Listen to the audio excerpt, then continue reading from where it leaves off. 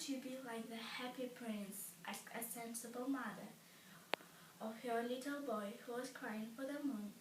The happy prince never dreams of crying for anything.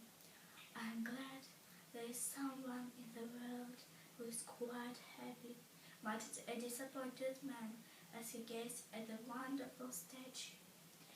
He looks just like an angel, said the charity children as they came out of the cathedral in their bright scarlet cloaks and their clean white pinafores. How do you know? Said the mathematical master. You have never seen one. Ah, but we have in our dreams, answered the children, and the mathematical master frowned and looked very severe, for he did not approve of children dreaming. One night there flew over the city a little swallow. His parents had gone away to Egypt 6 weeks before, but he had stayed behind, for he was in love with the most beautiful reed. He had met her early in the spring as he was flying down the river after a big yellow moth, and he had been so attracted by her slender waist that he had thought to talk to her. Shall I love you?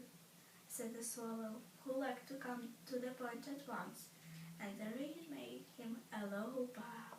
So he flew round and round her, touching the water with his wings and making silver ripples. This was his courtship, and it lasted all through the summer. It is ridiculous attachment, twittered the other swallows. She has no money and far too many relations, and indeed the river was quite full of reeds. Then when autumn came, they all flew away. After they had gone, he felt lonely and began to tire of his lady love. She has no conversation, he said, and I am afraid she is a coquette, for she is always flirting with the wind. And suddenly, whenever the wind blew, the reed made the most beautiful, graceful curtsies. I admit she is domestic, he continued, but I love traveling, and my wife consequently should love traveling also.